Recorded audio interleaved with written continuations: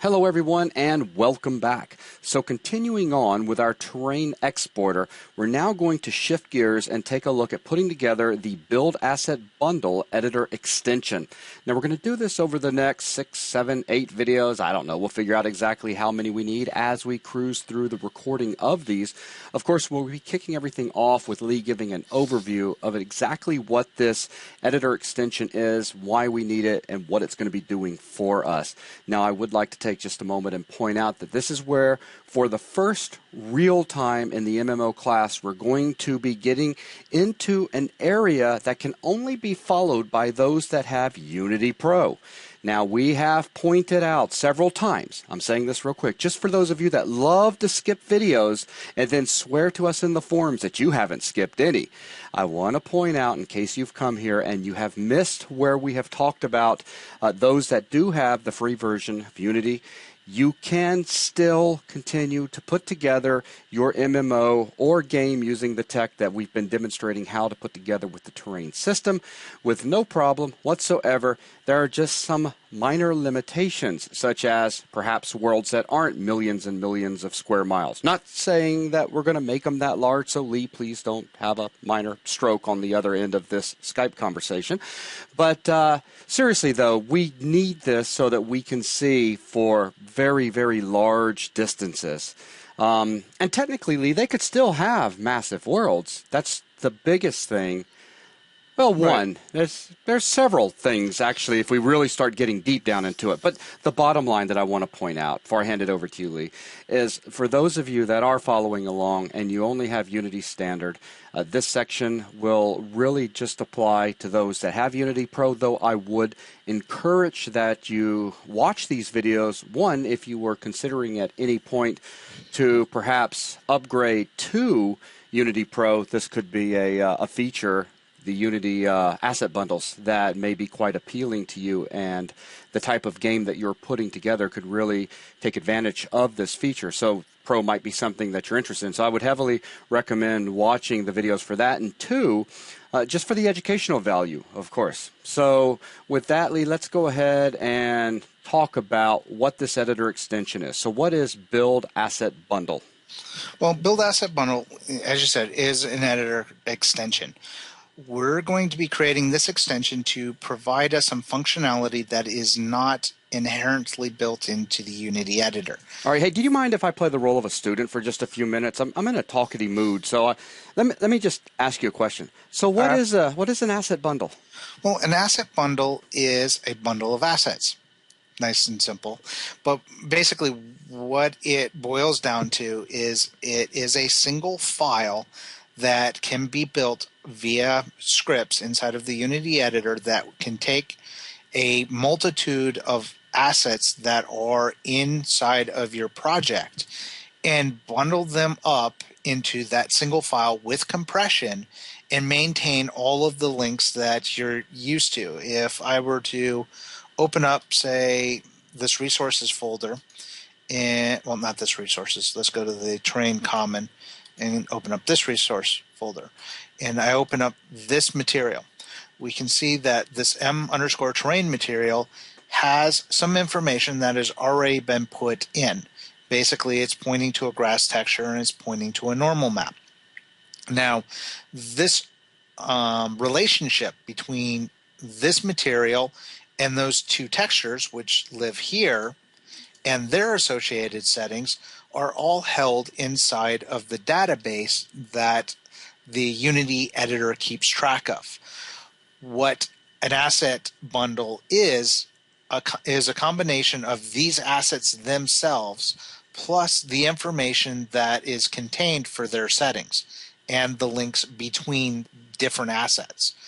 And when we build out an asset bundle, we have the ability to select which assets we want to group into that bundle, as well as enforcing the relationships.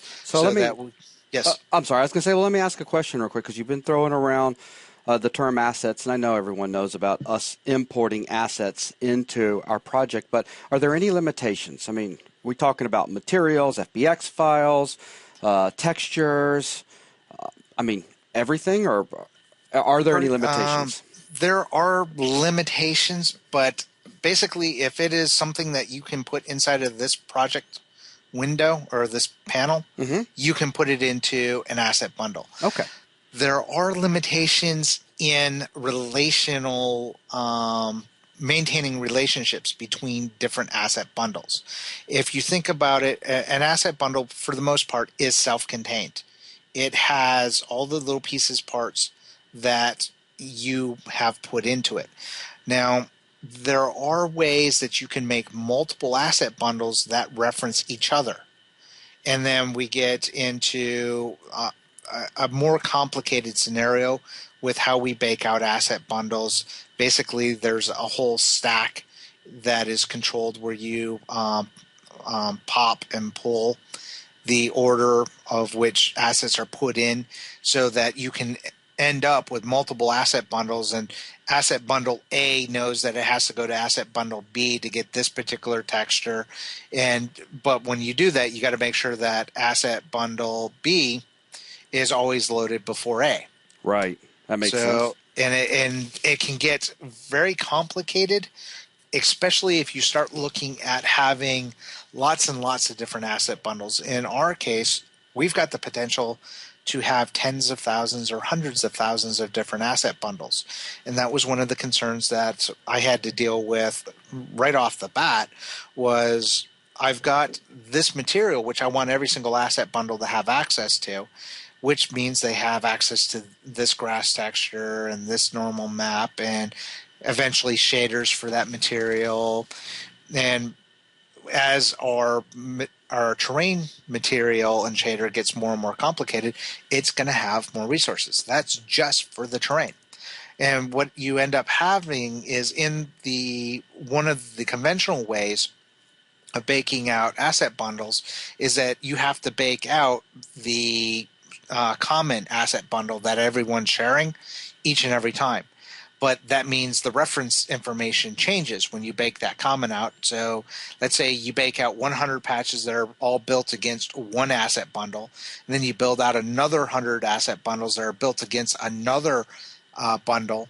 And if you overwrite the one, you've broken the previous set of bundles that you've baked out.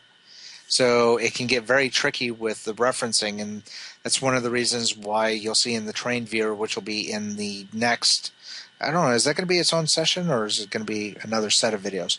But you'll see how we deal with working around that situation so that we can bake out these asset bundles at any point in time, and they'll always have the right terrain asset, common asset bundle attached to it, because we're going to enforce that relationship via code as opposed to allowing the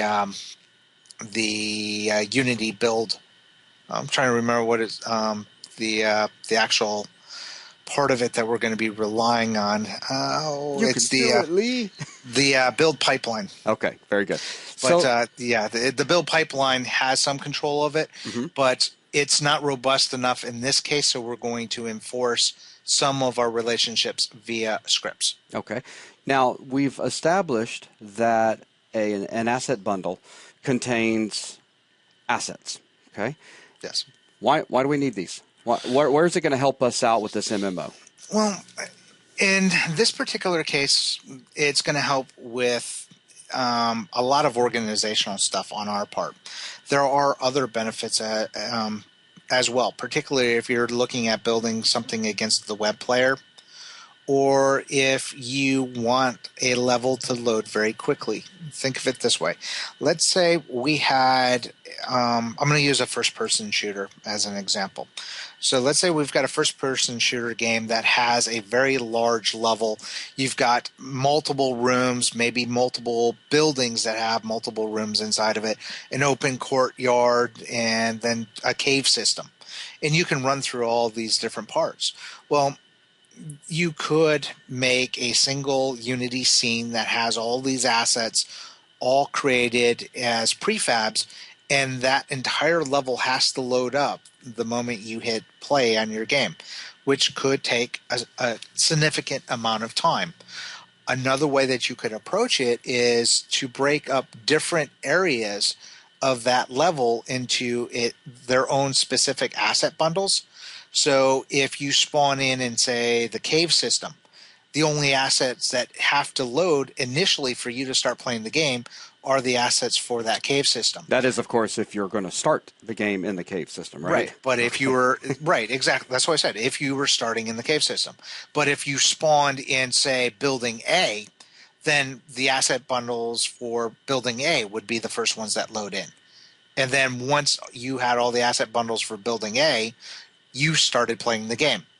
And then the rest of the bundles would stream in depending on where that player was moving. So if the player was moving towards building B, then the asset bundles for building B would start to stream in. And then by the time the player got into building B, all those assets would be available and you would see all the stuff that is there. Well, how would you go about timing that? Well, that gets into more complex topics. You start looking at interest management. You start looking at checking distances.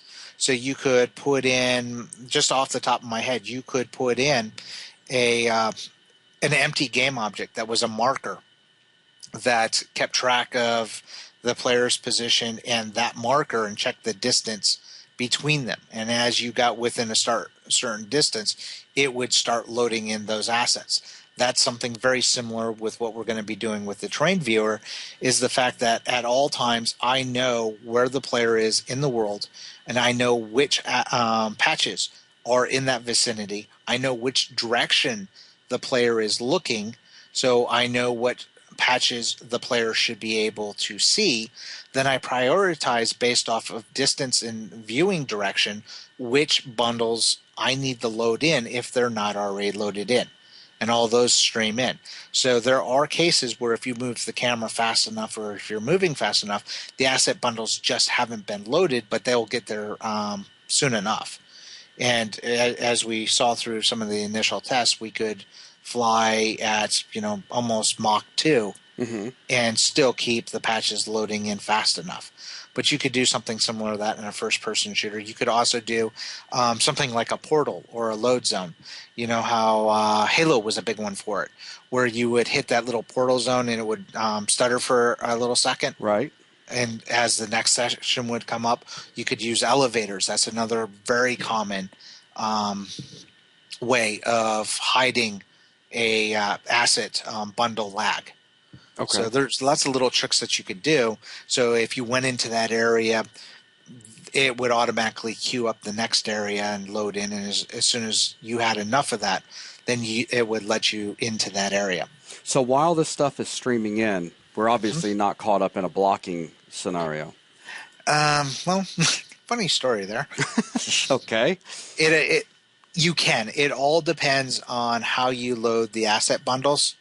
So if you were to, for some reason, force that through a regular update call, you could make an asset bundle load blocking, which is in general practice a bad thing. Right. Basically, you would fire off a www call, put it in a while loop and say, hey, while this isn't done, just wait here. And that would absolutely block your game, and you would not want to do that. Gotcha. But by default, it's asynchronous? Well, yeah. The problem is if you were to do it generically as just an asynchronous, there's no signaling to let you know it's really done. So at some point, you have to go through and go, hey, are you done yet? Are you done yet? Are you done yet? Gotcha. So what we're going to be doing in the viewer is we're going to be writing an asset bundle manager.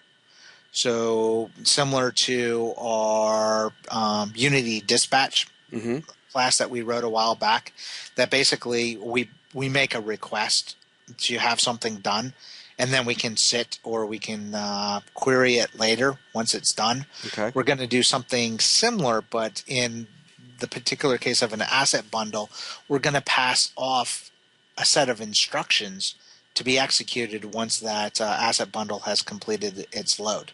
So basically, we're going to start using anonymous delegates to pass in functionality that says, hey, I want you to load this asset bundle, and as soon as it's done, I want you to do this for me. Okay. And Cool. then we'll fire all that off asynchronously using a combination of scheduling and coroutines. All right. So now coming up over the next handful of videos, do you want to spend just a second, kind of give us an idea of where we're going to be taking this? Well, yeah, we've been talking about asset bundles, but we haven't really talked about what this build asset bundle extension really is. Right. So, an asset bundle, like we said, is a grouping of assets. But the problem is there is no functionality in the editor to build them. You can't go to a menu up here and go, "Hey, build me an asset bundle." It doesn't exist. But I want that functionality. I want to be able to come up here and select a menu that says, "Hey, turn whatever I've got selected in down here into an asset bundle." So that is what this extension's main functionality is going to be. It is to give us the functionality in the editor to press a button to build an asset bundle. Now, it's a little bit more complicated than that in the fact that I'm going to be adding some more robustness to how those asset bundles are built, particularly keeping in mind that we're looking at building against these train patches as well as these common resources. So what I would like to be able to do is select this folder and say, okay, I want to build an asset bundle that has everything that is in every folder that is under this common folder. So it's going to have to recurse through every folder and find every asset that is in here and add it to an asset bundle. Okay. In this case, I want it to build it all into a single monolithic asset bundle, meaning all these assets are going to be in a single Unity 3D file when it's done. Okay. Now, that's in contrast with the way I want to deal with patches. Patches each have zones, and then they have these prefabs, these terrain patches. So what I want to do here is be able to select this patches folder and then click my button that says build assets or build asset bundles. And I want it to build one asset bundle for each and every one of these prefabs that are inside of here. I don't want to group these together. I want one for each.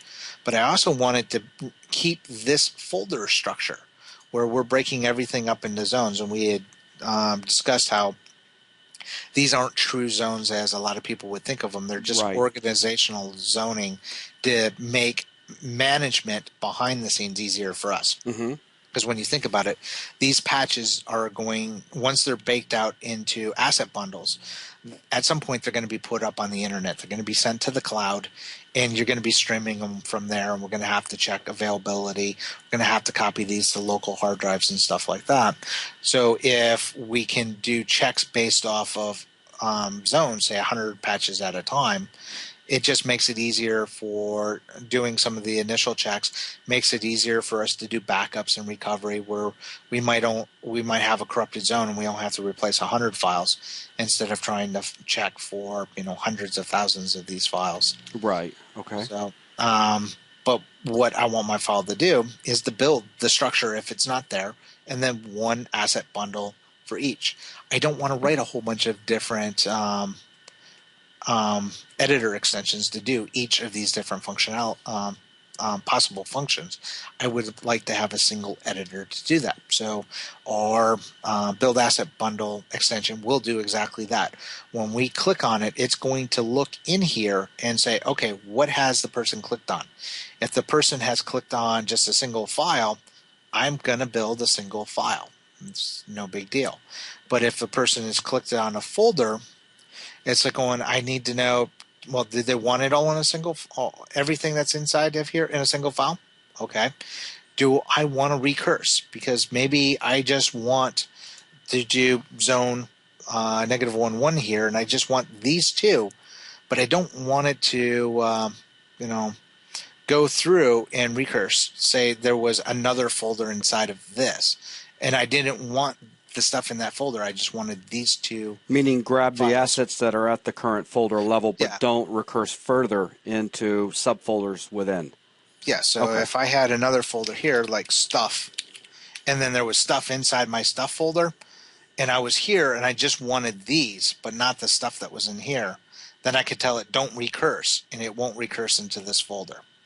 Gotcha. Makes sense. So, and then there's another bit of functionality that comes about from the fact that when we're building these patches, the Unity editor itself right now, as it stands, cannot build out an infinite number of patches. It will run out of memory and crash.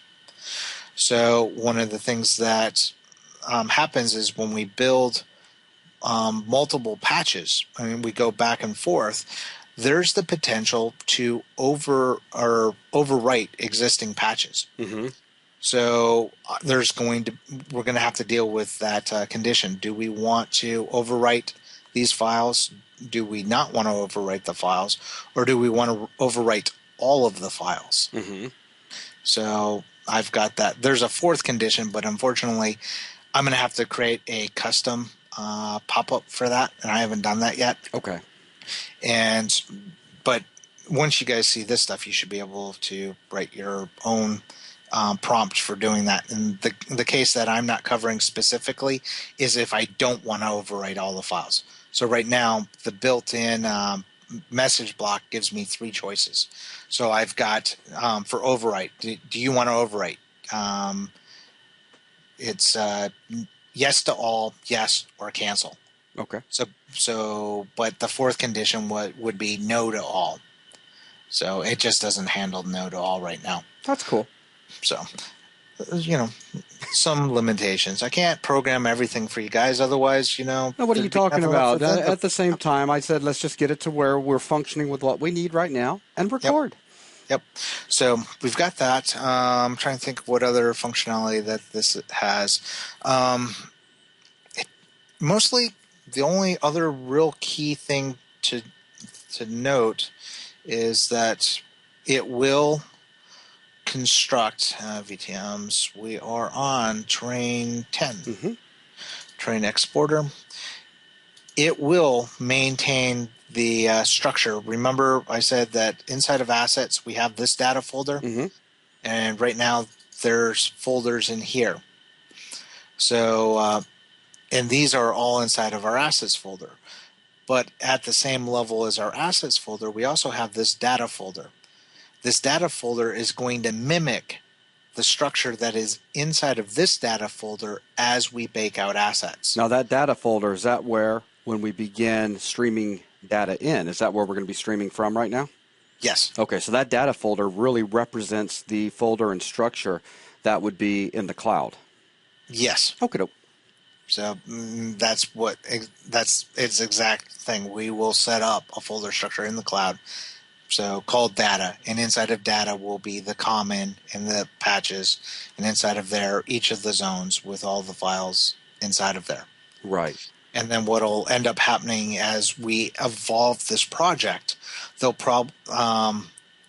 game itself will probably have its own data folder, and then there'll be as things are cached locally, it will be fleshed out inside of this data folder. Okay. And that will be your local copy of the assets. Cool. So when we kick things off starting in the next video, you're going to start talking about how an editor extension is even put together, right? No. No? All right. We've already done that. Have we? Now, yeah, the train processor, the last was an extension. That's what we get when we take a break. Take a break from the computer for a week. We forget what we did. Yeah, we will reiterate a little bit. I mean, there's awesome. A couple of little things that we're going to have to deal with, a couple of new things that they haven't seen yet. Okay. That we'll discuss, and we're going to basically go through and set up the first method of our editor extension, which will show you how to create a menu item up here on our bar, and then put a button inside of there and give us a couple of initial prompts. So we won't have any real functionality other than the ability to click on some stuff and have it throw up some questions for us. And let me ask you this, because I can hear some student out there already asking this to the monitor, and that is, so when you show us how to add a menu item up there with a menu option inside, or a menu item inside of it, this is things that can be done by those using Unity Standard, right? Yes. So let's say I have only Unity Standard. I should definitely follow along, if for nothing else, seeing how to go about constructing something like that in case there's some sort of extension I would like to create later on that would act as a tool that I could launch from the menu bar. Yes.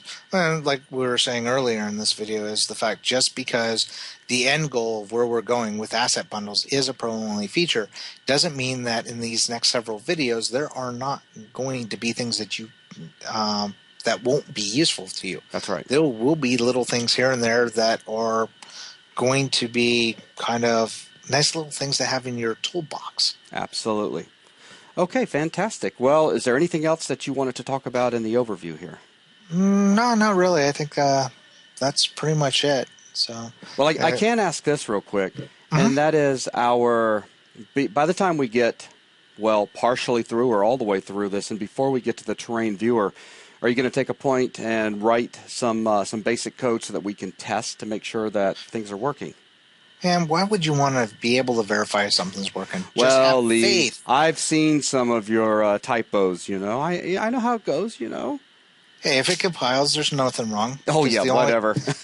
The only bug she could possibly have is at compile time, right? Right, exactly. No. Yes, absolutely. Okay. At the end, we won't be testing the validity of our asset bundle until the very end. What we will do is, as things come along, we'll actually test to see if asset bundles are being built, make sure that our paths that we're typing in are what we expect them to be.